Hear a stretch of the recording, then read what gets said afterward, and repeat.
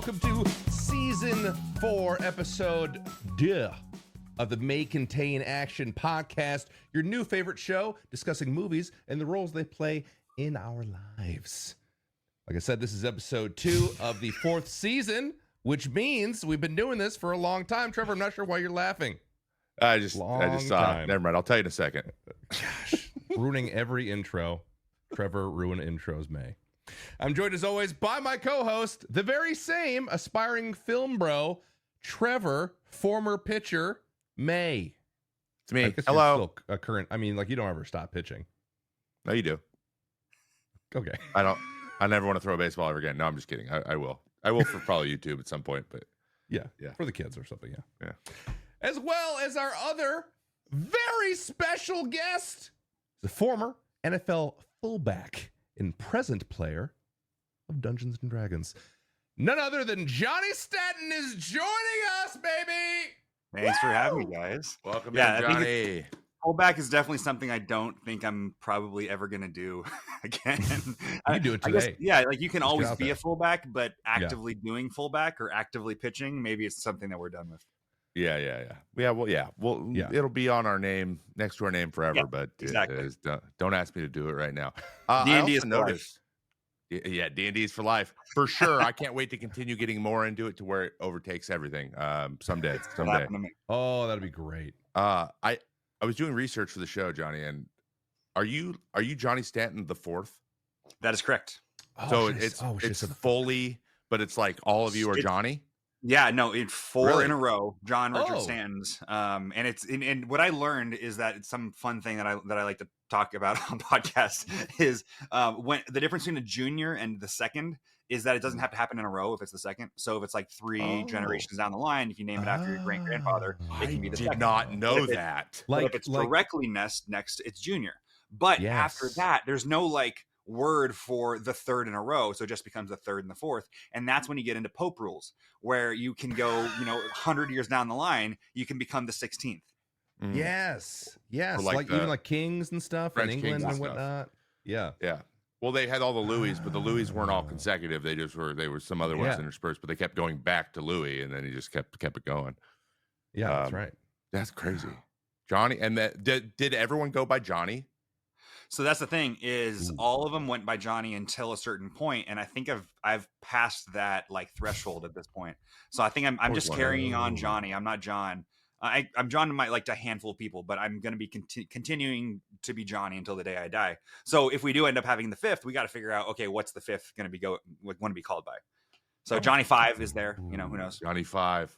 That's sick. By the Johnny way. 5. Johnny 5 dope, sick. Actually. I've always wondered, honestly, too, about when do Johnnies go by John? I have a bunch of friends named Tommy. There's like 15 Tommies, and they all just are like, I'm going Tommy forever. But like, when do you go to Tom? But they're like, some of them are Thomas's, one's a Tommaso. They're like, no, I don't want Tommaso. I'm being Tommy forever. Yeah, I don't know wants if to be that's named like Tom. I was like, is that a millennial thing, or is that just like, us trying to hold on to our childhood for as long as possible? I don't know. I think there's certain names hit the ear weird. It's like I feel like there's going to be a whole generation of like I've said this 100 times, like the Hayden, Braden, Caden, Jaden. You know what I mean? Like all those guys, like they're going to be like 80. We're like, due for a new nickname, Uncle Jaden. Like, I think we're due for new nicknames, considering the fact that like all of these names that have been like really popular in the last like 10, 20 years. There's like Olivia's, Charlotte's, I think Oliver, like Olivia and Oliver is kind of like people just really like that sound. So like I think Ollie has been played out a little bit. Maybe we're looking for something new. I don't know. Ooh. Yeah, that would be a new nickname for like Ulster. Olive. I'm big. Instead of going the first syllable, go with the second. Yeah, that's good. Like when we eventually have a daughter, it's gonna be Daphne. I'm gonna call her Fnee. I like Fnee. Fnee. Is that 1 or 2 syllables? One. We'll go with 1. I have no idea. Is the part of the first or second syllable? Are we going to just maybe this is the pod now? We didn't watch the movie. I mean, not to fun. Belabor. I was funny you brought that up because I was thinking about it because we named our daughter Amelia, and I was like, shoot, like this is going to be bad. And it was like top 10 name, and I was like, all right, top 10, like it's not terrible. Sure. But then like the year that we actually named her, the ratings came out. She's like number 2. Dude. Oh, no. Like Amelia is everywhere. There's gonna be like 3 Amelias in her class. Dude, I know. So that's what we call her Millie. So that's what you said. That's The good. second syllable. So I was like, Millie's good. yeah, Millie's I call her sick. Millsley, Mildred, all those. Yeah, all those are good. So Yeah. We talking technically about made that our bit. kids up, but oh yeah, We well you have Madsen. Like that's like the bet. Like you would It's like- think that was really common, but people are like, wow, I didn't know that was a real one. And then we just saw 2 people in our circle that both had boys named them Madsen like 2 months. no way, dude. Yeah. That's wild. Never heard the name before What? that. But he's gonna be Mads. He's not gonna get. He's gonna get Madsen when he fucks up. But he's Mads he's gonna May. be Mads. Yeah, I wanted to be Mads the whole time. I wanted to Mads just be May's pretty Mads. cool. Mads Um, May sounds like a Marvel character. Mads May is Marvel sick. character. Yes. That doubles as an editor of a newspaper. 100%. Yeah. 100%. Oh, shoot, yeah. You're totally right. Or maybe even a high school quarterback. I hope not. He's gonna What's he be called like his middle name's Robert. Mad Bob. not like a superhero name. Oh, Mad Bob. Mad Bob's his superhero name. Mad Bob May. Mad Bob. Mad Bob man. We've already given his nickname. He's 3 months old. Really good. Yeah. So Wait, is that 3 All right. months? Is he 3 months old? 3.5 months. He's almost 4 months old. God, that happened quick. He's huge. Golly. He's so big. Anyway, we Sorry, talk about off babies topic. a lot here. He's got 2 young ones. Do you have any We kids? do. This isn't something we've announced, and maybe I'll even ask you guys to edit it out. But we are 3 months pregnant right now. Oh, shoot. Congratulations. That out. Super early. So if All there's you something do we is- end up having to cut, I'll let you guys know. Okay, So yeah. I'll run it by the All way you first. do is say, "Hey, get that out of there," and we'll just. That's we'll cut amazing. it Dude, right out. Congratulations. Thank you. I Congrats. appreciate it. Very Yeah, we're- exciting. Congrats. Yeah, we're Awesome. expecting a boy in July. Oh, dang. Yeah. Hot dog. It gets me jacked It up. is New best. dads get me jacked up. It's fantastic. Mm. The way you originally answered that, though, was like you had multiple children that you didn't want to talk about. So that was like, I was like, where's this Ooh, going? my wife He's doesn't like to talk about it, but- actually, funny you should ask. Many illegitimate. Oh, I thought you were just gonna be like, I don't really like him. So, Yeah. Exactly. you're not Secret Tyreek. family in Sorry, Minnesota and You're Cleveland. you're not Tyreek. Yeah, you're That's Who's More the kids and corner? Who's the touchdowns. corner for the Chargers? Oh gosh, what's his name? Like he was like even more so than Tyreek. It was like had like Nick 15 Cannon? baby mamas. I don't know. Hey, some people just More out there trying to do it. I played with a couple guys who were like, it was their goal. Yeah. What? Oh A couple wow. Dominican guys who were like, oh no, it's Oh great. yeah, because yeah. Yeah, no, I want a bunch of different kids from different. Like, it's great. It's cheap. It's cheap. I was like, stop saying that to me. I'm leaving. What does that I- even mean? just like Cheap it's for a major like leaguer. yeah, it's like Oh my. child support's not very much. I'm like, take care of the. It's a person, dude. I'm not gonna That's name any crazy. names. Dude, I was kids like, are I'm super walking inexpensive away. these days. Yeah. Yeah, they are. Have you especially seen here the in prices America. of children? My goodness. It's Price crazy. of children is quite high. Prices are coming down. Just bringing them in to the world is crazy expensive. Well, Johnny, thank you for joining us once again. We would love to meet you really quick. Give us a little bit of background on Yeah. you. Just give us the cliff notes. He was a football player. Everyone should know that. But I want him to give us a little bit of his history with the game and then what he's doing right now. Yeah, so I made that transition from NFL fullback with the Minnesota Vikings and Cleveland Browns on and off for about 5 years on different teams and practice squads and stuff. Got the chance to score a touchdown in the NFL, which is definitely, a highlight there. It's the jersey behind me if you're watching. But made that classic transition from NFL fullback to D&D nerd. Just decided that Tale as old that as was time. Tale as old as time. It's a huge part of my life now, and I've had the blessing to be like a professional in two very silly passions and things that people don't get to go professional in. So we just had a Kickstarter that made over $300,000 over the full crowdfunding for our book called Sync. It's the D&D guide to pirates and tattoos with a really good friend of mine, Sam Rusk, as the artist for the book. She's a full-time tattoo artist, and it's super fun. We're in the process of making it right now, but yeah, that's the kind of stuff that we do, is make like supplements for Dungeons and Dragons. And that was the one that I've made, but we're in the process of trying to do more in the tabletop space. That is sick. That's really That is so cool. Yeah. I'm like, that's what I should be doing.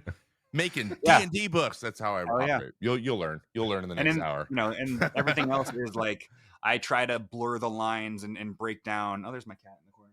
and try to break down He's got that a cat. false binary of jocks versus nerds. It doesn't exist.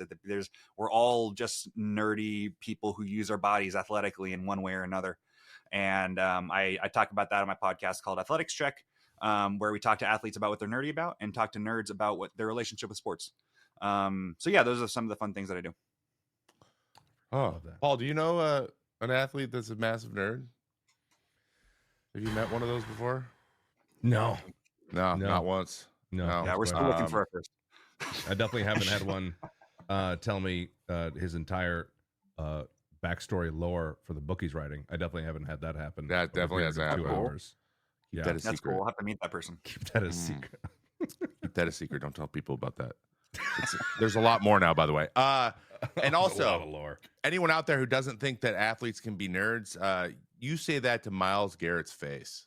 I bet 100%. you will. Oh yeah. Because that You know guy's what's up funny there. is this like little poster here is it says Dungeons and Drag Routes. It's the cover art that was for Sports Illustrated covering our D&D group, which included Myles Garrett and Wyatt Teller, my teammates for the Cleveland Browns. And this piece of art, so this is my character, or at least somebody wearing my number 40 when I was with the Browns, fighting off like a dragon. I thought that art was so cool, and I asked the people over at Sports Illustrated to give me the contact information for the artist, because it wasn't originally me, it was Miles. And I wanted them to make it me. So they did it. They changed the skin tone, changed the number, and we got it printed out as like a full-on poster. Sick, man. That's so cool, dude. That's It sick. wasn't me, I did it was not know that. Miles. He'll sell a couple more issues than I will. That's He's pretty good amazing, football. Well, we have a movie today. We do. We have a movie, and Johnny, you want to introduce our movie? What movie did we watch today for the episode? We watched the 2014 classic. I'm pretty sure NFL sponsored Draft Day. Yeah. Starring Kevin Costner. Yeah, that. And Jennifer Garner. How could you tell Kevin Costner's in it? You didn't see the poster, did you? Because it's just him. We'll talk about that in a moment. Okay, I was going to say, do we want to talk about the poster at first, or we should probably introduce the movie more? We should probably introduce the movie. So last episode we had Noah, my lawyer friend, who represents all of us in this space now. And I was going to have Paul do his movie theater voice to read this synopsis of the movie as we introduced it, but Noah kind of just railroaded him out of the way. So I realized that this is how we're going to do this now. Johnny, you can read it. If you don't want to, Paul can read it. Yeah. I'm more than happy to. Am I supposed to do my best movie theater voice? You got to do a movie theater voice. You got to tell it. All right, let me get a little bit of water first. Just in case I need to go back up. I got you. Yeah. You got my back. Draft Day 2014 follows Sonny Weaver Jr., played by Kevin Costner, the general manager of the struggling Cleveland Browns, as he navigates the high-stakes drama of NFL Draft Day. With his career on the line, Sonny must make bold and unexpected decisions to secure the future of his team, while balancing personal and professional challenges. The film explores themes of leadership, sacrifice, and the intense pressure behind the scenes of professional sports. Nice. Well done. Yeah. Beautiful. Nice. Couldn't have done it better. Paul Definitely came out of breath. I lost my breath halfway through that. I had to push through. I was getting video game tutorial vibes from that. Yeah. Oh yeah, Nice. yeah. Sorry for keeping the 2014 and the Kevin Costner. Usually I delete that. I forgot this time. So threw a little wrench in there like I did at Paul in the intro, which is why I was laughing. By the way, I never addressed that, but I knew you were gonna say season 2 and then the episode, or season 4 of the episode, and so I put it in later so you'd have to say it twice, and you did it. I hate you so much, dude. It was in there on purpose because you do it every time. I'll read whatever's on the teleprompter. Exactly. He reads whatever's on the prompter. Let's get into some critics. This is new this season. We're going to talk about what the real critics in the real world said about this movie when it came out, but I'm going to do it this time because I didn't get to do it last time. All right. We have the good and we have the bad. Okay. All right. We got the good and we got the bad. The good. Do we each want to read one of the little lines? Johnny with his great ideas. Okay, fine. I will go first. Trevor, There's our 3 guest here for a reason for both. You're right. There is 3, and there's 3 of us. That made sense. Come on. Why didn't I think of that? Stupid. Okay, I'm going to take the first one. The Good from David Jenkins from Little White Lies. It's a blog. I looked it up. Air punch-inducing drama with Kevin Costner about the the air, surprisingly, the surprisingly fascinating sport of American football player trading. Can we comment about these as they're coming, by the way? Because I kind of want to say something about this one. Yeah. This person cannot possibly be American, right? Like There's no way. There's no way, which no. is completely fine. Like it's, soccer was football far longer than American football was football. Yeah. But there's just something wrong. There's something that sounds wrong with the syntax. Like I saw your reaction to it. That was like the surprisingly fascinating sport of American football player trading. Player trading. As if it's its own sport. The trading it's almost like we're being traded on New York Stock Exchange or something. Yeah, exactly. Like commodity. Yeah. The real tell though is the saying American in front of football. Yeah, that's a pretty good tell. Yeah, you don't have to do that here. All right, I'll take the next one. Yeah, you go to number 2. All right. Ian Nathan, Empire Magazine. The drama holds the attention throughout, even if the script never quite crackles. Is that crackles? As it might. Yeah. Crackles. So you put this put this in the good category. Crackles. Mm-hmm. Yeah, there wasn't a lot of like glowing ones. There were most of them were like, yeah, dude. It was pretty good. Being a reviewer, you're like, all right, I just reviewed this last movie like last week. Like, is there like a thesaurus? Or like, okay, what? Yeah, crackles. Got it. Last time. No, but you're looking for a word that doesn't fit. It doesn't crackle. It doesn't crackle. Gotcha. It doesn't quite crackle. I'm gonna butcher this last name. Chris Nashawati. I think you rushed it. Nashawati from Entertainment Weekly. I have a friend who used to work for Entertainment Weekly. Thanks to Costner's sly, dry-aged charisma, it marches down the field and scores. Love a good sports metaphor. Oh, gosh, yeah, this is something with the reviewers. And like a barbecue, dry-aged, just dropping a. Yeah, I don't like calling somebody dry-aged. Yeah, I don't take that as a compliment. Like it's basically saying like, yeah, he's old and he's better because he's old. Yeah. Dry. Well, he doesn't look. It's been 10 years since this movie came out, so he looks better than I recognize. It's been 10 years. Holy frick! Oh yeah, it is 10 years old, man. My goodness. Lots happened in those 10 years. You taking the first bad one? Yes, I am. I'll take the first. Now we're into the bad from David Denby from the New Yorker. They're usually positive over at the New Yorker.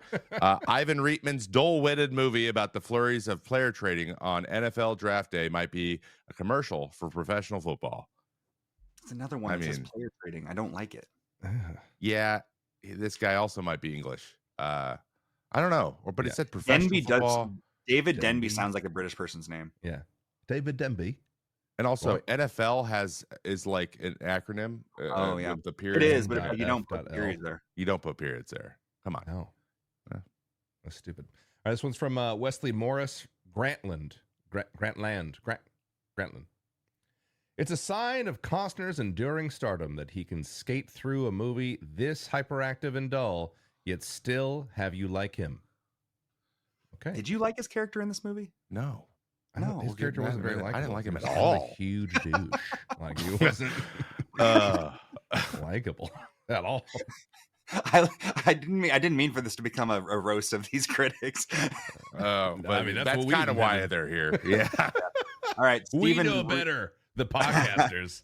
Stephen Rea from the Philadelphia Inquirer says, the NFL gets a special thanks in the end credits. Maybe it should have been the other way around. Now I'm all in on that one. I'm good with that one. Yeah, I guess. Yeah. I mean, I would like to see where the funding from this movie came from. Who produced this movie? I didn't even check. The Goodell Foundation, probably. I don't know. It is part of the research. The NFL they got involved very, very early, right after they got the director, which is actually very famous for a couple of their movies. We'll get into that in a moment. Johnny, you get the pleasure of giving us our letterbox, though. There's always letterbox. You got to leave it up to the people. The true critiques. The Twitter of movies. Yeah. Let's see what we got. By Bruise Cone, 3 stars. This was so good until Diddy showed up. Yeah. So Sean Combs is definitely in this movie. Yeah. That jump scared me for sure. Yeah, dude, it was like a jump scare. It's exactly right. Yeah. And say what you will, like he definitely got better as his career in the last 10 years or so, but good Lord, he never really was a great actor, was he? No, he wasn't. And not only, he's terrible. A bad actor, bro. There's a lot of let's see who we can jam into this movie. It doesn't matter if they can act or do anything. So Sam Elliott's in this movie. He is. Oh yeah, he's great though. They just He's snuck great. him in. It's such a little cameo. They've like flew him out to Wisconsin to film this little like coach promo. Yeah. I'm like, he's not from Wisconsin. He's from the Wild West. Yeah. He's from Texas. If he's not in Texas in a desert, I don't believe it. I do not believe it. They hired Texans all over the college football. But yeah, quite a crazy time to watch a movie with Diddy in it. It is a little bit of a jump scare. Industry stats real quick. I'll hit you with them. Box office, 29.5 million worldwide. Yeah.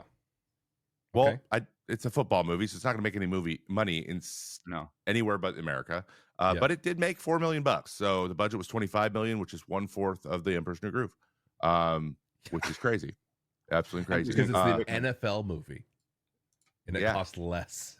It's crazy. I am interested though if the budget includes like marketing and stuff, because I think sometimes it doesn't include marketing, which I remember these ads being everywhere. I do too, and honestly, it might have been like a tandem, like they're getting a deal on it, so they don't have to spend the money. The NFL it really was just they push. I mean, the NFL logo's in the background of the poster. We're gonna get to it in a moment. I keep bringing it up, but we will. So it's like when it's on the actual like material, like they're probably just like, hey, you can use that for free. You know, which would be very, very, very expensive otherwise. If you didn't notice, Moneyball in contrast, which we had a movie we have not done, we probably will do on the show at some point. There's not a lot of MLB logos floating around in that movie. There's a lot of angles trying not to show things. Not a lot of Oakland logos either, because it's just. Am I remembering correctly in that Moneyball? Not to talk about a different movie. It feels in my memory, it feels very like desaturated. Like none of the team's colors and stuff really pop out. Like it doesn't feel like A's green really. Yeah, it's like it feels very dark, which is funny because having played there for a year, it is very dark. So they got that. Like the lighting's really weird. It's like big lights, but they're in like two spots, and then there's no lights anywhere else. So the shadows. But so they crushed that, and you notice the saturation on this movie. They tried to give it a little bit of that, super like bright, really saturated, vibrant. But then you go into other rooms and it's like really dark, but like Kevin Costner. Anyway, it's weird cinematography. It felt very like I don't know. It felt very corporate. Awards and noms. Best sports trailer. Okay. How many sports trailers come out any given year? That's an award. Evidently, I don't even know the Golden Trailer Awards. I got nominated for it. It didn't win it. It didn't even win. And there's been like 4 sports movies like made since then. Yeah. So it's outside of Creed, all the Creeds. Other than that, like there's really not much. Jennifer Garner though got a nomination for Best Supporting Actress at the Critics' Choice Movie Awards, which is great. I don't really know what she did above and beyond, but she's fine. Yeah, I think she's generally likable in whatever she's in. Yeah, but I don't know if she'd put in any kind of like extra special work for this one. Yeah. She wasn't quite at Alias level, but she did pretty good. You can't judge her based on that. Yeah, you can't judge her. Better than Elektra though, maybe. I'll say that. I'll give you that. The director, Ivan Reitman. Now, pop quiz. Okay, you guys know another movie that Ivan Reitman directed? I looked it up during the movie, and I completely left my mind because I'm going to be honest. I did take an edible before watching this, as one does, as you should. That's the only way to watch movies. Because look, I'm going to be honest. I maybe I'm saying this a little too early. And back in 2014, I did not enjoy this movie at all, and I was not expecting to watch this movie and enjoy it. I will say it was not as bad as I remember. Yeah. Okay. All right. Little preview. Yeah, I was high. I don't remember what Ivan Reitman did before this. But anyway, to get to the Ivan Reitman directed Ghostbusters. Oh yeah, a movie that we just did recently around Halloween. That's right. So what? In the world. So like he was like they got the script, Joseph and Rothman, the two guys that wrote it. They got the script. The first guy they showed it to Reitman. He loved it. And it was just they're in, and he was like, I'll do it. And he was like a big deal. Like, you do Ghostbusters. Like, he's like, we have Ivan Reitman. Like, who wants to do the movie? And then that's when the NFL got involved. So then it just turned into a Kevin Costner featured in basically just an hour and a half long Super Bowl commercial. in my opinion, in a lot of ways. But we have Kevin Costner playing Sonny Weaver Jr., Jennifer Gardner as Allie Parker, Dennis Leary is Coach Penn. Don't see him much anymore, but Yeah, that was weird. him being a coach, that tracks. Chadwick Boseman. Yeah. This was his first kind of big movie. Did you know that? I did not know that Was I didn't know he was in this before the Jackie Robinson movie? Yes. Jackie Robinson was 15 next year. Okay.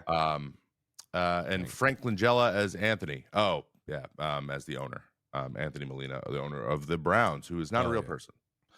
Just so everyone knows. No. Gotcha. Jimmy Haslam and D. Haslam, real owners. Oh, we got a guy who was. And I know that because guys, I was on the Cleveland Browns. There you go. Which was very. It was, it's been a couple years since I've been at the facility. I got cut in 2022, and it was very fun getting to see the actual Browns facility get so many scenes in this movie. And they really tour the whole facility. They go to the indoor practice field, the outdoor practice field, the offices, the locker room. There's a lot in this movie that is like, okay, this is the layout is there. Yeah. I will say the layout of Cleveland is not super accurate. There's only like 2 people maybe who understand this part, but like the Sonny Weaver leaves his beautiful home, which must be near Edgewater, which is near the lake, and then drives east to go down 25th Street next to West Side Market, which is you can completely understand why they chose this little B-roll footage of him driving down that street. It's a gorgeous street. You see the West Side Market on the right, which is an old train station. It's super cool. But then he's taking these side streets to be able to get to a place that's 30 minutes away, and I just don't believe it. It's funny because I noticed that too. Because I've been to Cleveland more often than maybe I wanted to, frankly. And I remember being like when he was approaching the stadium, I'm like, okay, now I believe where we are. See, there's traffic cones everywhere. Yeah, he's absolutely going to the stadium. But the beautiful house, I'm like, we're in Cleveland right now. And then moving. Yeah, I was like, this doesn't make any sense in space. And then when he pulled off to yell at someone in the middle of the movie for changing the deal, right? He's like, you changed the deal. Yeah. What he pulled off, I'm like, where are we now? Oh. Yeah. We're in the middle of Ohio now. We're not even in He ended up at a Sunoco. Which was nice. So there's Sunoco's all over Cleveland. That's true. You guys noticed a lot of the travel-based scenes in this movie. When it's a place you spent 3 years in, you're going to notice. Yeah, that's fair. Paul, also, I was there. There was times where there wasn't a lot of people anywhere. So I was just like, all I had to do was look at the things. I will say, I haven't ever been to Cleveland, but I have been to, where was MLG? Columbus, Ohio. And I still remember how oddly vacant that city was. Was it? Going on? Was it on a school break? Because Columbus is must have been in summer, students. I get whenever MLG Columbus was, I don't remember when they used to hold it, but it was a weekend. It was like a Saturday or something. It just felt like there should be people here. It wasn't a Saturday in football season because it would not be vacant then. Oh, okay, all right. I was like, it's Ohio State, yeah, huge college town for sure. But yeah, but it's not in a huge city like in Seattle, right? When everyone goes to Washington, everyone everyone who goes there, a lot of them are from here too. So Cleveland's not the empty. campus is always full. Yeah, Cleveland's big. Cleveland's the biggest city in Ohio. Yeah. Okay. All right. There you go. All right. But on a Tuesday at 11 a.m., it can feel a little bit empty. Oh, that's the other thing is Tuesdays was our day off during the season, and Tuesdays a lot of stores in Cleveland shut down for whatever reason. So I was always a little bit disappointed to find out that my favorite sandwich store wasn't serving on Tuesdays during my day off. They did it on purpose. Isn't that the worst? Yeah. Isn't that the worst about professional sports? Our off days are the worst days. Ours are Mondays and Thursdays. It's like there's nothing. No, there's nothing today. Nobody's doing anything, and now I don't get to do anything, even though it's not like I ever wanted to do anything really. But you get it. You get what I'm saying. Yeah. All right. I did a little research. I'm going to give us a little background on the movie. Also, by the way, Reitman did Stripes, another popular. This is kind of weird because it's all 25 years later. Where was Bill Murray in this movie? I feel like there was an opportunity he was missed. He was probably just doing 15 Wes Anderson movies in a row. He could have easily been one of the not the agents, the GM, the draft room guys, the scouts, one of the draft. Yeah, yes. They should have made him the GM of the Seahawks. I would have liked that. Look how many guys, or look how many girls this guy slept with. He could have been one of the guys. Oh, that'd have been. Oh my god, the missed opportunity. I will say, I think part of the reason why I didn't like this movie back in 2014 was the draft room scripting and everything. Like I recognize a lot of those actors now. It's like I also had to look up Ivan Reitman because I had to wonder if he had like directed any episodes of Veep, because there's like 2 or 3 Veep There's a bunch of Veep actors in it. Yeah.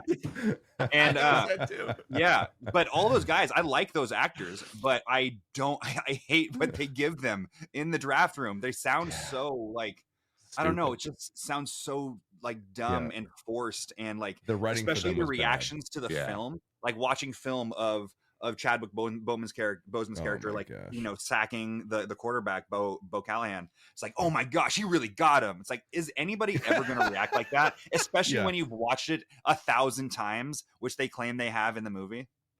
But they're just as surprised. It's like they're just as surprised. Like, oh, he really took his head off on that one. Just like the audience. They threw out like a bonehead move once. Like, I'm like, no, what a real bonehead. These guys are sitting in that room.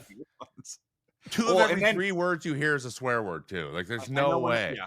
And I know we're not going in order for you guys to like run down, but I had to make a note of the close-ups on the game film of like you're going you're watching from the sideline camera. I'm like, okay, yeah, this is pretty realistic. And then it gets into a camera that's like on top of the left tackle's head, close up on Bo Callahan's face, the way that he's reacting to getting sacked.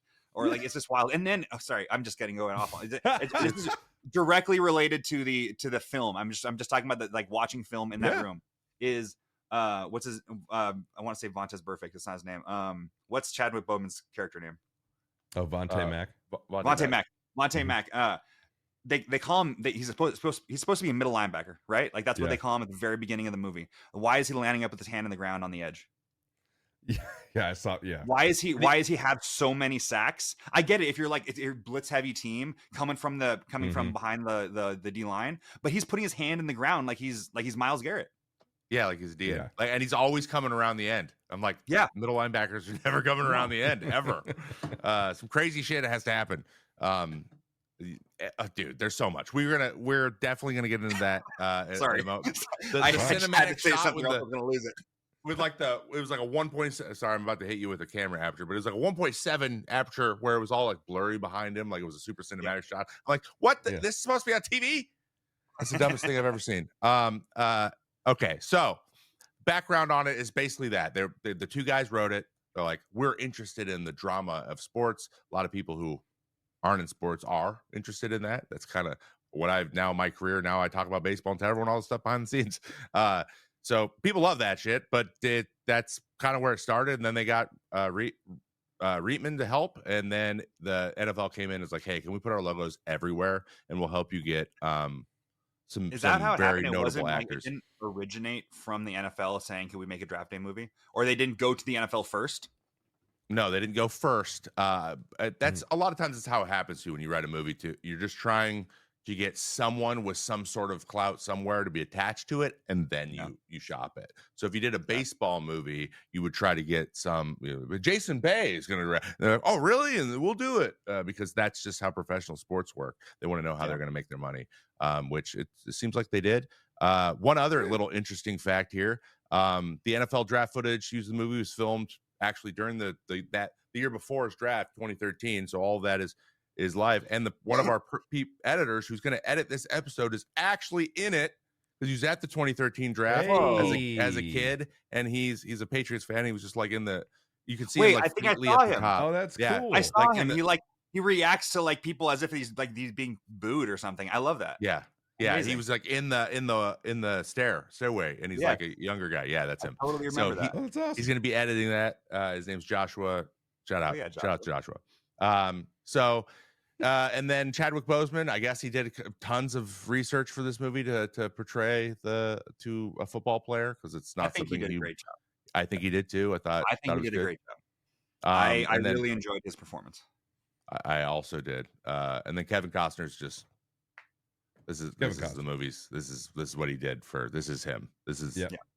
He was in every baseball movie, and he's like, I like football. I'm like, want to be in this one? He's like, sure. Okay. Let's get into the categories and let's just go for it. All right, Johnny. First of all, though, most of the time we let our guests just choose the movie. Sure. But it sounds like it might have been suggested by our mutual friend Noah Is that true? I was recruited for this episode, which I am more than happy to have been, because this is great.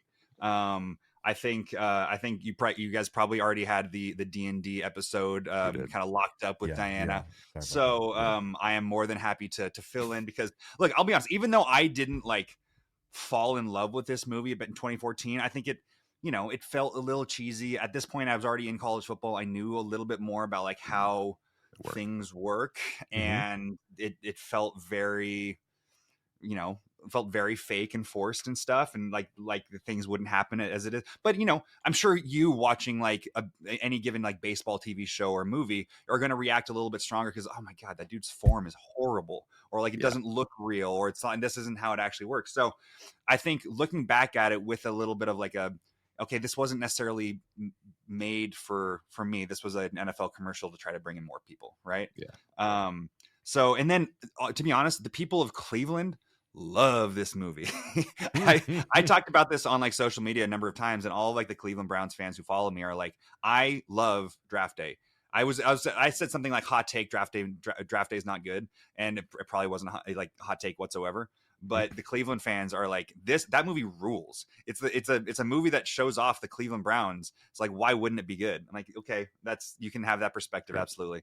But yes, they have Major League too. Yes, of course. Yeah, they did. Exactly. Yeah, There's so many sports movies set in Cleveland. Yeah. People love Cleveland. It's almost like they're like, what underdog city can we make a movie about? Well, it's just like they're a sports town, man. Like they really they'll tell you right away.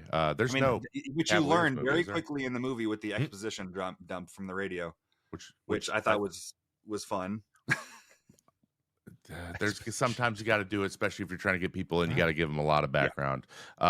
Johnny, you didn't look up the ratings before, did you? I did not. Great. Perfect. We're gonna guess the ratings for the movie. Okay. As we always do, Rotten Tomatoes, IMDb, Letterboxd. Paul, you get a lead off, though. You got it. What do you got? Rotten Tomatoes. I'm going to do combined score, as I always do. I'm going to say it got a 68. IMDb, I'm going to say, is a 5.1. And Letterboxd is probably going to be somewhere around 2.5. Nice. Thank you. I'm gonna put Rotten Tomatoes at like I'm gonna say 63%. IMDb, I'm gonna say 6.1, and Letterboxd, I'll give it. Does it do like only by half stars? No, it can be a decimal point out of decimals. 5. I'll give it like 2.9 stars. Solid. Okay. Wow. Solid. So Rotten Tomatoes, they now split their scores, but it's a 60 and a 65, which averages out to about a 63. So that's a good call. Actually, 68 is really close too. Really solid. That's really solid. Rotten Tomatoes usually gets a good idea, kind of the balance of people loved it and didn't. IMDb tends to be a little harsher because of the amount of critics that are involved. It's a 6.8 though, which isn't bad. Like that's 7's usually a rewatchability line we found. And Letterboxd is a crapshoot. You never know. It's one of those ones where they can go bomb it if they don't like it. But it turns out there's quite a few Browns fans out there. It's a 3.1, which is higher than I would have given it. 3 is usually you're like, is it rewatchable type of. Yeah. I mean, the guy who said it was good until Diddy showed up, gave it 3 stars. He did. Yeah, that's right. And right on. Him and his dog. Him and his dog photo. All right, we have the poster here. Okay. A very high resolution photo, by the way. This looks like 8K. This is nice. For those of you at home that can't see, it'll be up on the screen, I'm sure. Yeah. Right, Joshua?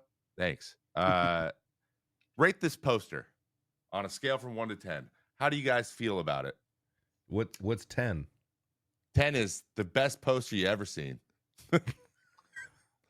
I'm looking at this, and I what I like about it is that it doesn't try to like bring in all the characters of the movie, like or any of them, or any of the characters. No, those guys it doesn't. It doesn't bring in like the floating headness of like trying to get all of your stars, because there's only they could have very easily put Jennifer Garner in this. Her name's there. Poster, and what's that? They do get her name in there. It's true. But looking at it, it looks like, okay, this is very clearly an NFL movie. This guy looks tired because his tie is a little bit loosened and his top button's unbuttoned. And he's holding the football. I think the thing that throws me off a little bit is I will show you what an actual NFL football looks like, and it doesn't look like the ball he's holding. There is writing on both sides of the laces on the football, and maybe they weren't sure they were going to be able to use the NFL logo in that poster, and then they got obviously it's green screened on in the background, but I'm wondering if they just got like a blank football, and to shoot that promotional photo with. That is a great pickup. Wow, a little detail there. Kind of weird considering that the NFL logo is freaking everywhere. All over the movie. So that must have been right at the beginning for the promo. And they do that. They do the shots like right away. This might be even before they filmed anything. He even looks a little bit younger there, frankly. They could have even airbrushed him up a bit. They definitely. Do you think he got his hair dyed for this? Yeah, it's looking pretty dyed to me. Yeah, probably. The last scene, it's a little grayer. Like they let it fall a little bit. You see the back of his head when he hugs his mom. I'm like, I see something. There's some gray there. Makeup. But yeah, it's just Kevin Costner. For those of you who can't see it, it's just Kevin Costner standing there. Just him in front of the blurred NFL draft stage. Let me tell you, I know that we've mentioned it already, but I'll be damned if that image of him holding that football doesn't make me wildly uncomfortable. I don't know if it's the meaty hand or what. It's the look. It's got to be the look. He's gripping that thing, and he's making direct eye contact with me. And he's barreling the camera. That's the thing. Is like I'm gonna put this football. Like it's a little aggressive. He's got a big say it again face. Yeah. Oh, try it again. You say that one more time. I put this football so far. I'm getting a little bit of like, does he want me or does he want to kill me? That's what I think they're going for. Is like, does Kevin Costner want to sex me right now, or does he just want to play football with me or trade me? Probably trade you. Probably trade me. And there's, 1, 2, 3, 4, 5, 6 NFL logos I can see for the most part. Like, geez. Yeah, they're everywhere. I wonder what this was before, because it looks like they made it before the NFL got involved, maybe. And they're like, all right, just like slap him in front of the NFL draft logos. I think so. Yeah, I was wondering what the backup pose was. Like they chose this photo over what other photo? I feel like what other pose was he doing? I bet he crossed his arms and looked over his shoulder. Well, yeah. What do you think? Yeah. No, probably not. Probably him and what's his name, the coach, back to back, like looking at each other. Dennis Leary. Yeah, Dennis Leary, like disapprovingly. These guys, man. These guys. Okay, yeah, I gave it like a. Okay, so if I'm walking into a movie theater and I'm like, oh, what's on? Like, say it's 2014, because this is actually probably the last year you could actually do this before you knew about everything before. But I walked down, but another Kevin Costner movie. That's what it would have been probably.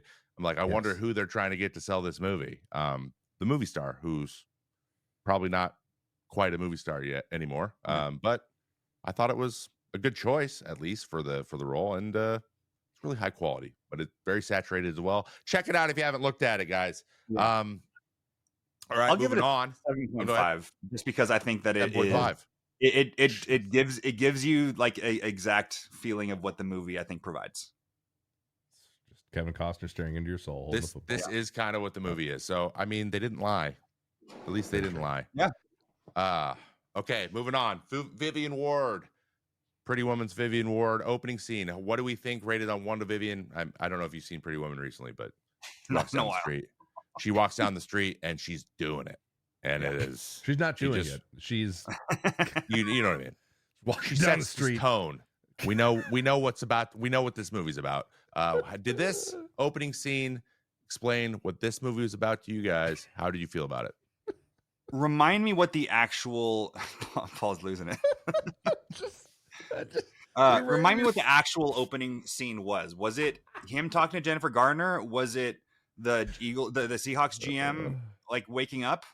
Because he woke up and thought looked like it was going to be his movie at first. Yeah, that was confusing actually. Yes. And that's why I gave it. I don't think it means that it's very good. I would almost say everything up into the point where Jennifer Garner drives away is the opening scene, in my opinion. Yeah. I think that's the opening. Which I don't think necessarily sets the tone for the movie, because this whole pregnancy B story is so thrown away. Like it's only given to you as like this drama between the two, and then then like to create some tension between other characters, like, oh yeah, we know you guys are doing it, but otherwise it's kind of just like, why put it in there? It's just like artificial tension.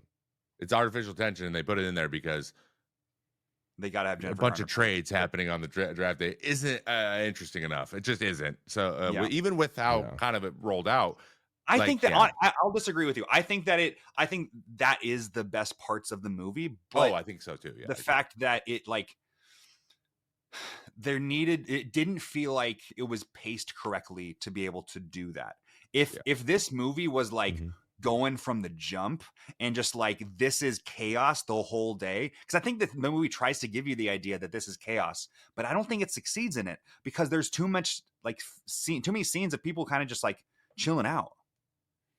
Yeah, that's true. Yeah, there's a lot of that. There's not a lot of fast-paced movement or scene transitions that make you feel rushed or anxious. Yeah, I wanted to feel like this day is super chaotic from start to finish.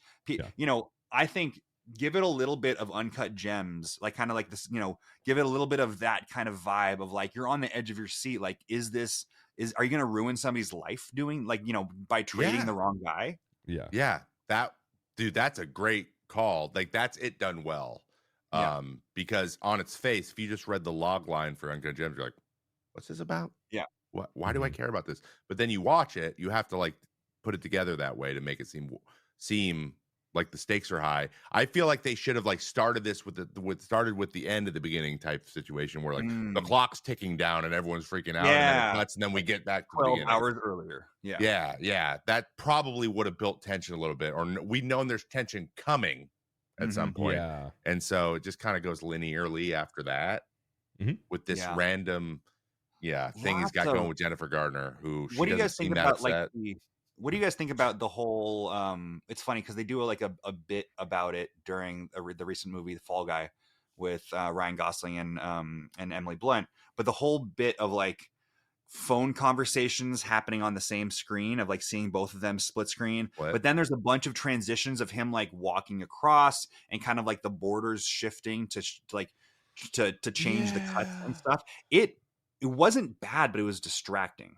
It was a lot. It was cool how they walk over the edges sometimes, though. Yeah. There was a lot of rotoscoping in this. They did a lot of that. I mean, whoever the editor was had a time, like cutting everybody out and all that good stuff. Yeah, I mean, I agree that I thought it was cool, but also distracting. Like, I was trying to derive greater meanings from it. Like, it was one person bigger than the other, and then, like, one person crossing over, but it wasn't really. It was fluff doing that. Yeah, like it could have been cool, and it started off cool, and I was like, "Ooh, what are they going to do with this? Ooh, his shoulder's in the frame. What does that mean?" It meant nothing. Yeah, it didn't mean anything. You're right. It didn't. I didn't even think. I was just like, "Yeah, this is cool. It's cool how they did this." As someone who's edited videos before, but I'm just like, "Okay, we're still doing it." It feels like they were like, "Let's bell and whistle this thing," because there's not a lot there. And frankly, I'll be honest, Reitman kind of did that a little bit with Ghostbusters, and it just happened to land. Because the dialogue in Ghostbusters is like incoherent most of the time, and it's just Bill Murray making shit up. So it is so like stupid. He's not known. He's not known for dialogue. He's known for like interesting stuff happening on the screen, and they just went for it with the football movie.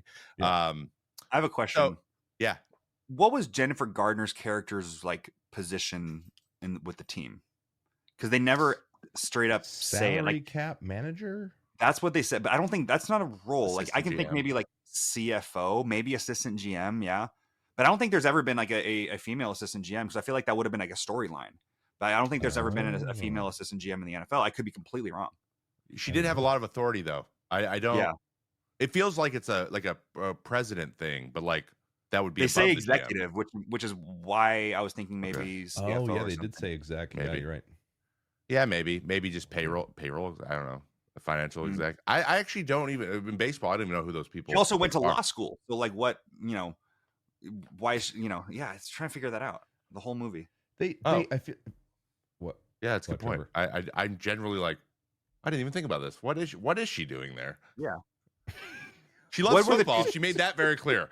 She loves football. I don't know if you guys knew. She loves it. That's half of her dialogue. Yep. She loves it so much. She remembers stats and moments like up to the yard in the second. She can recall it. like that. Incredible. There were two things that I remember from this movie very specifically. Like I remember shots and like general like, oh, I kind of remember this thing happening. Two things very specifically that I remember from this movie are Vontae Mack, No Matter What. Like that's the classic. Oh yeah. And Bo Callahan's Got No Friends. Yeah. Yeah. Quarterback's got no friends. The moment I saw that guy, I was like, that guy's got no friends. That guy sucks. That guy sucks. No He's way. also, I think he was 32 when this movie was shot. Really? That tracks. That sounds about right. He looks like he could be 32. And you know who the running back was? 10 minutes. Who's the running back? The running back who got drafted, who definitely had like a whole like C plot that was so cut. much. Yeah. I did I don't know what it was about taking edible for this movie, but I wanted to like do the research on this thing. But the running back whose storyline must have been cut at least a little bit, it was Arian Foster. Why is that name so familiar? He was former Texans running back. Texans running back. He was good for a while. Really, I didn't know that. Well, that's probably why I didn't have very many lines. Yeah, exactly. I love the Terry Crews. It's not. I thought the budget for this movie was going to be bigger because there was like a lot of maybe not and like I thought super Terry Crews A would have been list. playing himself. Like if any, like I thought he would have been like one of the characters that was like as himself in the credits. Well, they got every talking head about football to be in it. I mean, the opening monologues from Chris Berman. So Berman, Deion Sanders. Yeah, Deion's there. Yeah, they got everyone to do this stuff, and I mean, it's kind of like Hustle. I mean, Adam Sandler got everybody and their mom to be in that movie too. Oh my gosh, yeah. But I would say it was done better. What about quotes? Not the most quotable movie. I have a few quotes that were just kind of are funny on their own.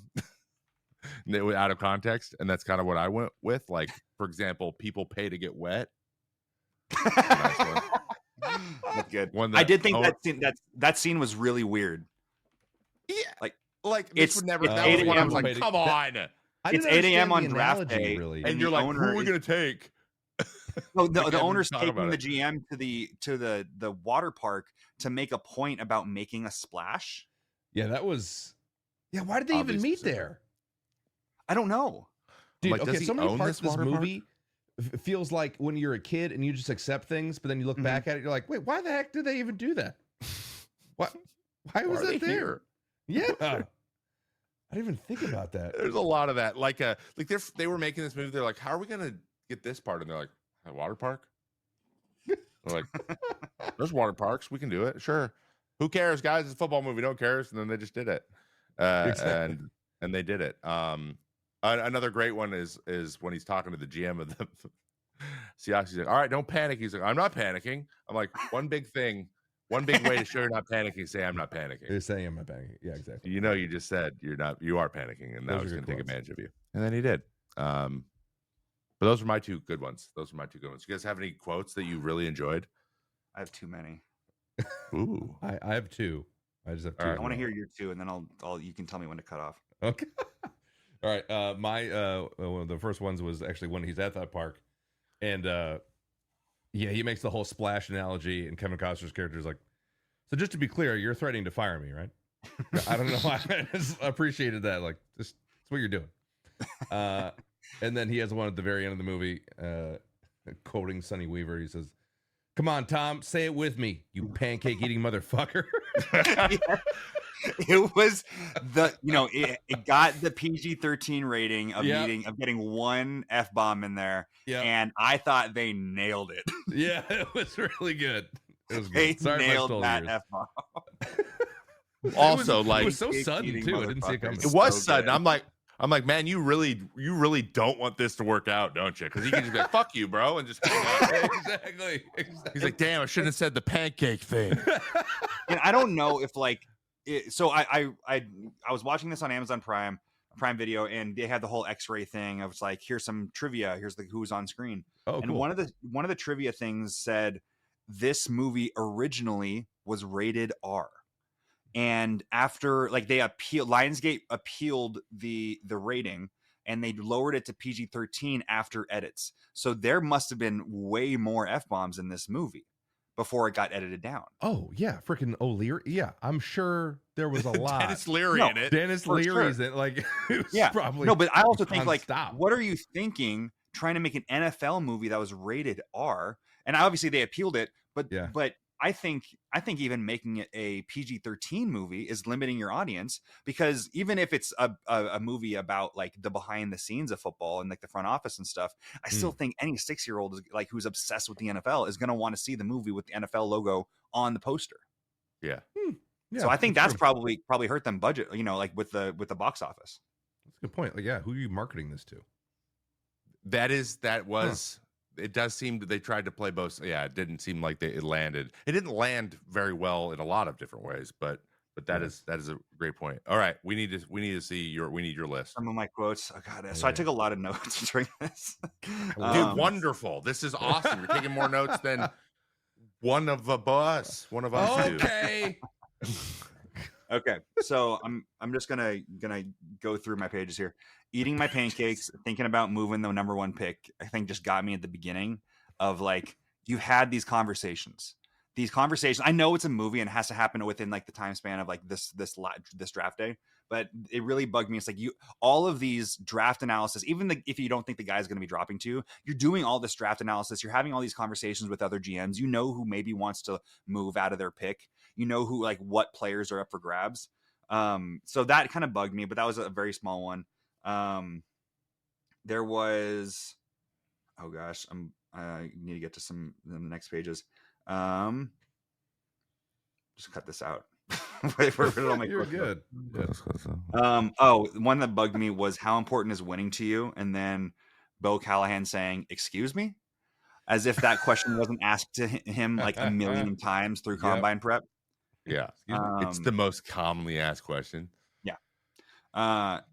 The one that I actually did giggle over, which I feel like has kind of surpassed like for a while, I feel like this was a meme like that surpassed the movie, which was when he's talking to his mom, "You're on Twitter, you're not." I think kind of got me, because like that was actually like, okay, it's not that clever, but I think it got me a little bit. Made me chuckle, made me smile. Yeah. If only they knew what it would look like in 10 years. Yeah. Now she's still on Twitter, and is the strength coach. Yeah, she still is on Twitter. Dude, the strength coach hit me with the strength coach. That guy was crazy. The strength coach had some really rough lines to work with. I think he did a great job. He was a goofy character that was played in a very grounded movie, or at least grounded character wise. And first off, squatting 400 as a pocket passer is not bad at all. Like, it's not crazy. Like, Jalen Hurts is probably putting up 600 or something. 600 pounds. But as a pocket passer, like, that's pretty dang good.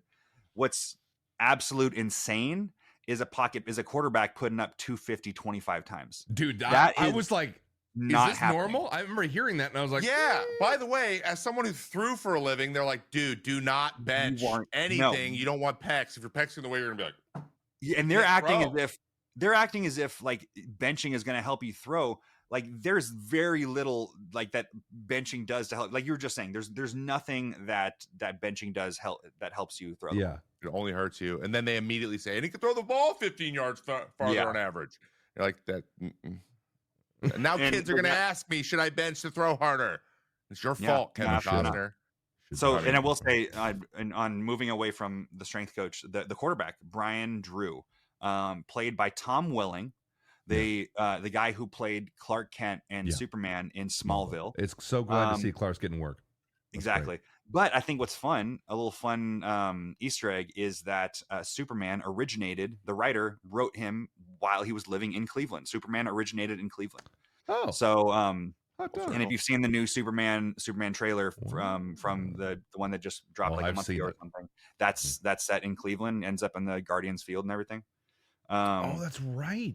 Yeah. And then the last thing that the strength coach said that really bugged me was, I think there was talking about like Brian Drew, the quarterback's character, throwing in the off season, throwing to star wide receiver Andre Bills.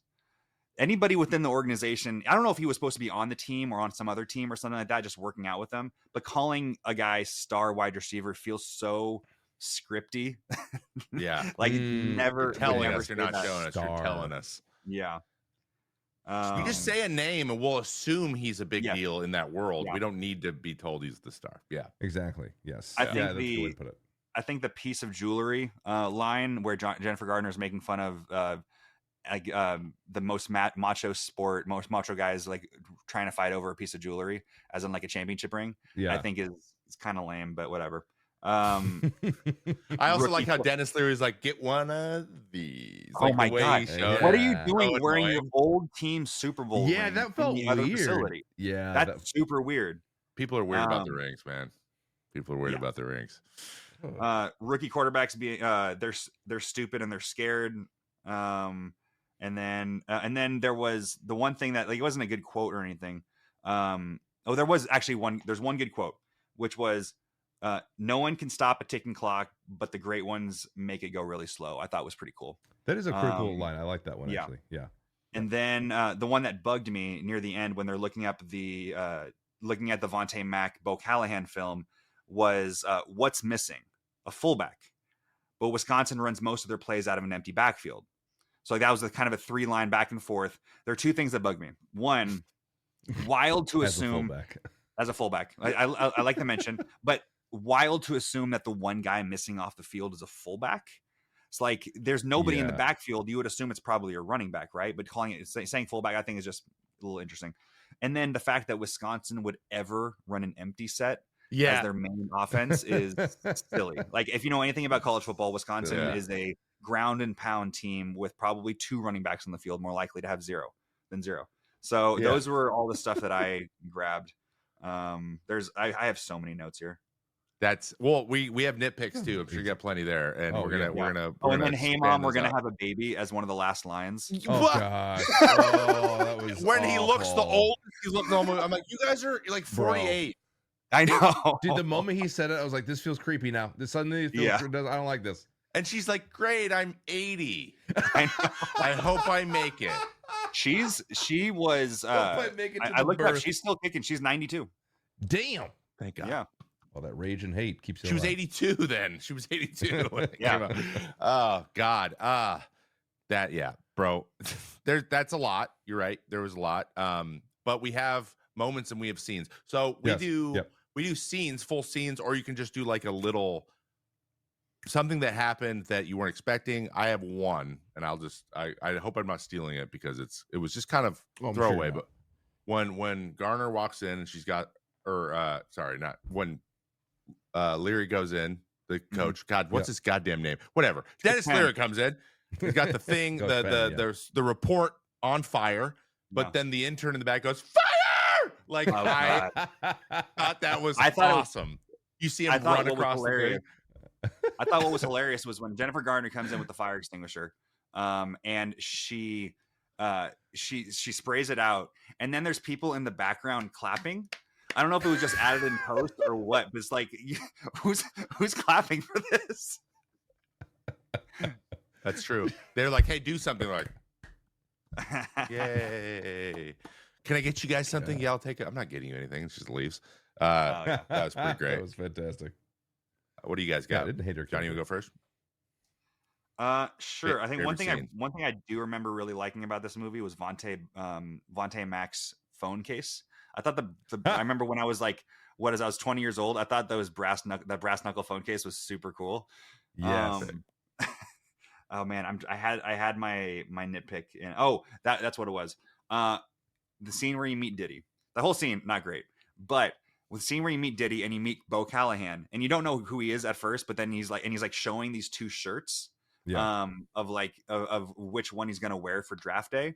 It's like you have that outfit picked out like months in advance from some kind of like, I don't know. It's just one thing. It's like, no, you're not deciding this the morning of draft day. Yeah. Yes. Oh damn. Okay. Yeah, that was a good pickup too. That was good. I'm just nitpicking. These are nitpicks. No, it's great. You have a perspective about how this all works. Because I don't know. Like I'm assuming draft day is when everything happens, but I didn't get drafted. That's when I would pick a shirt. I didn't get drafted either. That's nothing to worry about. Trevor did. I did. Right? Yeah, he did. Yeah. I did. Yeah. All right, my favorite scene in my nitpick. I'll actually combine them because that's what Johnny did, and I like Johnny's style. So, favorite scene, because I'm a big sap, was probably when can't remember his name, the running back got the call. Hey, do you want to be Jennings. a Brown? Mm-hmm. Jennings, yeah. And he was with his dad. His dad was a Brown. I was like, that was cool. That was a cool moment. I like that. I like father-son stuff anyway. So wasn't even There really should have been more. There should have been more of that duo. There should have been way more of them. it Like was a you got Terry throwaway. Crews and you're not going to use him. Like it was, yeah, that was the story I cared about. Like I want to know more about him and that backstory and all that. I will say one thing though. Here's a nitpick about that scene. Oh, okay. He All right, gets a just hop call. in, They're like, bud. "Hey, Just hop we're, in." we're gonna pick you." They haven't picked him yet, and then they stand up. They go, "You're gonna be a Brown!" Just in the room with Yeah, everybody who doesn't even know what the pick is yet. That Just happens, celebrating. though. He's like, "Are they That still on the does clock?" tend Like, to Usually happen. they're like, "Hey man, good job," but they try to hide it a little bit. They just stood up like it got announced. Yeah, But he like, doesn't. well, He now doesn't through say it. anything on the phone. I don't know if you guys remember that. He doesn't say anything in response. He just hangs up and says, "I'm going to be a Brown." It's like, do you just like hang up on your Yeah. future head coach? He was what's like, happening? "Hello?" That's true. Yeah, and then just hangs up. What does that mean? Click. Just hangs over. Yeah, he didn't say anything. You're right, dude. What? There's a lot of these little like inconsistencies that I feel like would have been very easy to get right. That they didn't get Yeah, they did not quite get right. quite right. All right, we got to nitpicks because we're gonna. Yeah. I feel like we're gonna be here for a bit. Darn it, I had my nitpick and that I left my brain. Probably it was that Terry Crews wasn't in it more. My nitpick, probably was the Diddy scene wasn't great, but I just feel like with the Diddy scene, it was also weird because I was like, I don't know that maybe I missed it, but they didn't really introduce Bo Callahan, and so when That's he how you came introduced him. and he was like showing the shirts, I was like, either that's Diddy's assistant or his lover, and I don't know which one. It's got to be one of those two. And then he was like, "Hey, Bo, it's for you." I was like, "Oh, that's the quarterback." No, I What, remember. what if he was in a towel? Like, Oh, yeah, so I was like, "Why are you in the hotel with him?" Like, it was just Yeah, it's no, a that's also weird. It's like, situation. yeah. Yeah, that's, but Diddy. I guess it's a nitpick. I don't know. That's just an awkward thing they couldn't see the future of. I guess. that's true. I like the mirroring of like the good guy Vontae Mack character versus the bad guy Bo Callahan character, right? And there's like different perspectives that they have. You know, Diddy is Bo Callahan's agent. This weird white guy who like the three line lines. didn't seem to come out. Yeah, he got like 2 lines. Didn't seem to come out like that great when you did end up seeing him. And like, you know, Vontae Mack showing up, like being at his family's house, whereas Bo Callahan is, and I've always felt like it's weird to like give a guy flack for actually going to the draft for the event. Like if you're going to be picked high, then why not be there? And I don't know. I feel like that was supposed to be like a point. I thought all of the points against Bo Callahan in this movie were a little bit unfounded. I get that it was supposed to be like this gut feeling and that you do kind of get this idea that he's slimy, but for one, the story about he's got no friends ends up getting debunked, right? Like I don't think it's ever proven. Like he said, and then he goes like the whole like 21st birthday. Actually, coach, you know, sir, I don't remember anything from that night. First off, a bad answer to your possible future GM. But two, like, are you going to really blame the guy for getting blackout drunk on his 21st birthday? Yeah. It's plausible. Like those are the only 2 things that are against him, besides like, you know, the weird responses to getting, you know, sacked in the Ohio State game. Ooh, what an animal! My God. Oh yeah. What okay. a bonehead. That reminds me now because you mentioned Bo Callahan. No, one more nitpick. If I heard Diddy's character say, "These things happen. It's the draft," like one more time, I was gonna lose it. Like I get it, man. Like these things happen. It's the draft. I think the other agent said it too. Of like Vontae Mack's agent, like sometimes these things happen. Like, oh, okay. It's almost like they had to describe to the audience several times, like things happen crazy here. Like it's the draft. Things people get traded. Like, okay, yeah, sure, yeah. One of the things that made it very clear that it was a movie was that Commissioner Goodell coming up for the #1 pick got cheers. Yeah, I was like, that's a good point. He hasn't gotten cheers in like a decade or ever, maybe. They just boo him so hard, it's become just a thing. Well, now every commissioner, even Adam Silver, is getting booed now, so everybody gets booed. So, oh really? Oh yeah, Rob Manfred gets just. They just keep it going the whole time. Just the general, the whole time he's talking. I gotta watch a draft. I've never watched a draft. It's the best. There's one guy in the Jaguars draft room, of like, you know, like this is the rookie GM that the guy they're trying to like take advantage of. I love one how guy scared he is. It's hilarious. Oh yeah, no, the great performance by that guy. But like, there's one guy in that room who looks like he's probably like mid 50s to like early 60s or something, with a jet black mullet looking wig. And he's on screen for like a split second, but I'm like, I want to know more about that guy. It's the most Jacksonville thing ever. Jacksonville, that dude. sounds, that sounds like Jacksonville. True. Sounds like the It's everybody. That's everybody. I got quite a few nitpicks, and I'm just going to rattle them off. First of all, the entire premise that a quarterback is a can't miss prospect ever. Has anyone like first round? It doesn't matter. Like one of every 10 quarterbacks turns out to be as good as they think they're going to be. It's just hard. It's just hard. Mm-hmm. So the fact that you take what you can, like, you know, with as much information as you have, and you just like, if you need a quarterback, then you get a quarterback. But they didn't need a quarterback. The guy went 5-1 the previous year before getting hurt. It's wild. Exactly. Yeah. Like so. Exactly. Like, yeah. Honestly, though, if he gets hurt and then they go 1-9 or 1-9 for the rest of the year or whatever, I'm like, you're definitely keeping that dude. It's obviously not his fault. What the fuck? Yeah. He's back. He's healthy. Like, you're not going to waste a first round. Whatever. It made no goddamn sense. But the fact that everyone's like, dude, he's so good. He's sex with so many girls. I'm just like, shut. This is not what this is not how this happens. This is not how you make decisions. Stop. Do you think he sleeps with like 20 girls a week?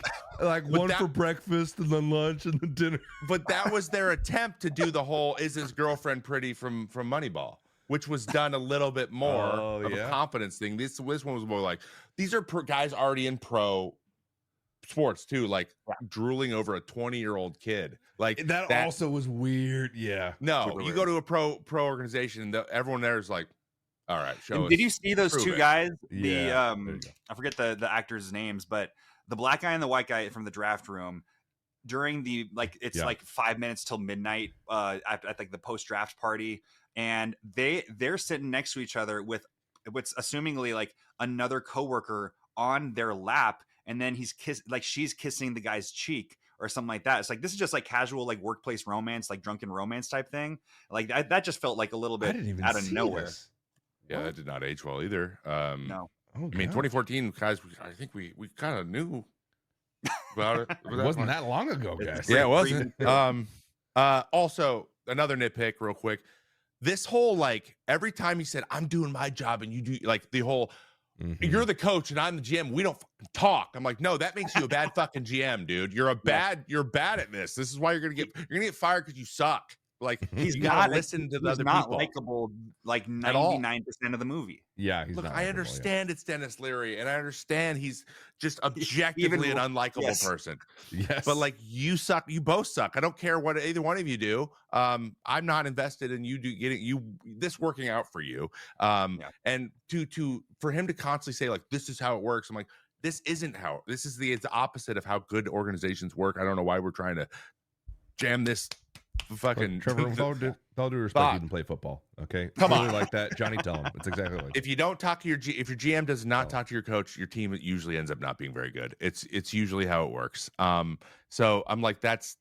I feel like this is common knowledge, and they're just trying to make it feel like it's not. Also, and then you mentioned all the footage of Mac and Callahan. Yeah. Like, they're seeing all this stuff the first time. Like, oh yeah, you got ejected because you threw the ball. You can't just throw the ball up to some girl, and it's very clearly girl. That bugs me so girl. much. It's very clearly, like someone he's related fighting to. An illness. Yeah, it's like two kids next flanking her, two children. And it just so happened that they're the only ones in the whole league that realized that once he left the game, he played well. And you guys probably realize this, but for the listeners who don't, like, all that game film, like I mentioned before, like, you're getting these close-up shots that you just don't get from the film that actually ends up in the databases for these teams. All these teams are getting film that is filmed from like at the very top of the stadium to get as much information as possible in one shot. You're not getting the close-up, as you're saying, like, complete aspect ratio change and stuff. Yeah. It's wild. Like, there's no TV angles, anything that end up in these teams' databases. We have it in baseball too. It's called high home. You can see the whole field, so you can see where people are positioned. You can't see any of the pitches, so I hated it. But like, that's what you get. That's what you get. Okay, I gotta know. Okay, I put the sequel question in here because I thought that'd be funny. If there were a sequel to this movie, what would it be about? I'll let you guys answer first. Paul, you want to go first, or did you even think about it yet? I would say somehow Jennifer Garner inherits the Cleveland Browns. She's the new owner. I feel like that would be what I was going to say. Her. It's going to be about Jennifer Garner. Yep. He's gone, but their son. That they have. He's nice. the first overall pick. Nice. Ooh. And they have to like trade around to get to him. Yeah, but somehow the grandmother's still alive. You know. Somehow I mean? she's just yeah. Thank you for a grandson, 110 years old. Your grandfather used that's to what I coach had. the Cleveland Browns. Yeah. All right. I don't Either think... that or he goes to work at a McDonald's and learn how to really work with people. And it's just Kevin Costner working at McDonald's. I'll tell you the premise of what the sequel is about. Okay. Oh, dang. Cleveland Browns have all these draft picks. Yeah. Right. Yeah. But they want to get this is a bad maybe this is a bad draft class. Mm-hmm. So what they do is they trade some of these picks. They trade the 2022 first round and fourth round pick. They trade the 2023 first round and third round pick. They trade the 2024 first round and fourth round pick. You know, this movie, like the big trade was that it's three years in a row. First, never like they act like it's never happened before. This happened in 2022. The Deshaun Watson trade. Oh yeah. Oh. Oh my God, I forgot about that. Dude, that thing is it's every detail I remember about it, the bigger a disaster it is. They gave up 3 first rounders for Dude. Deshaun Watson.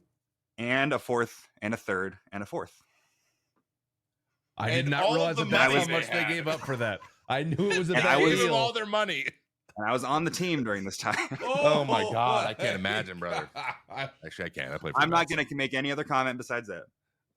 That's crazy. That's crazy. That worked Yeah, out I get well. you could just make the movie again.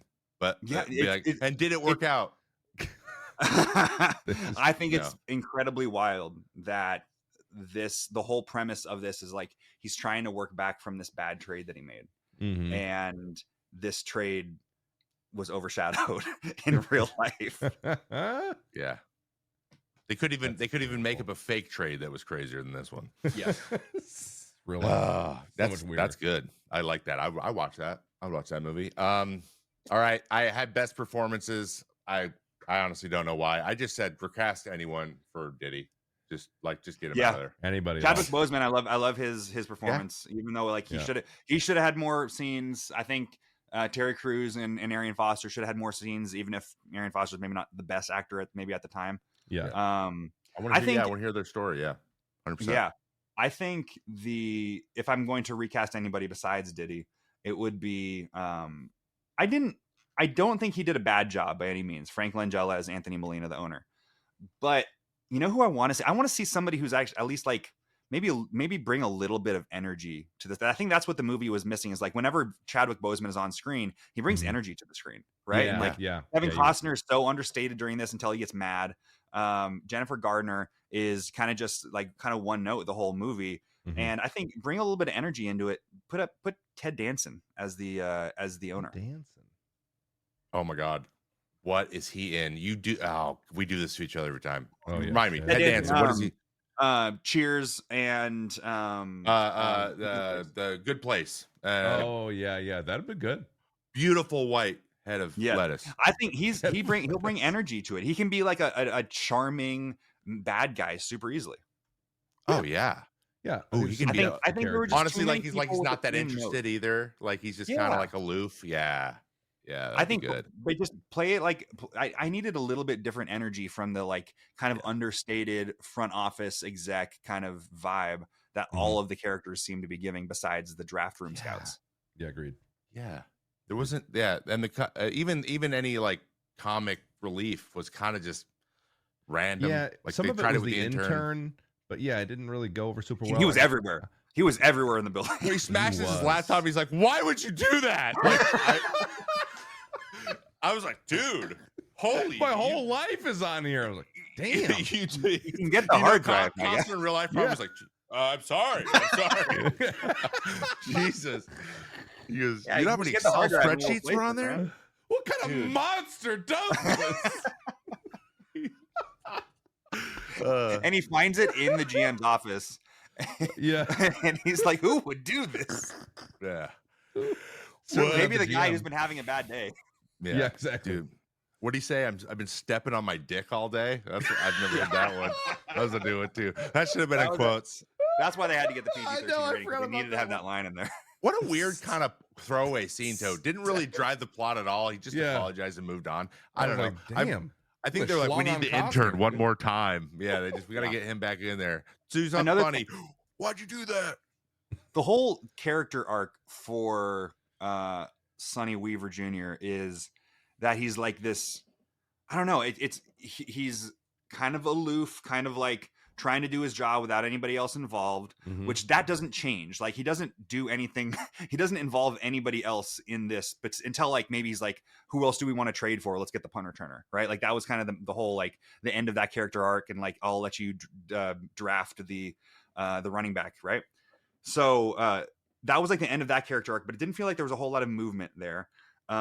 He's not like.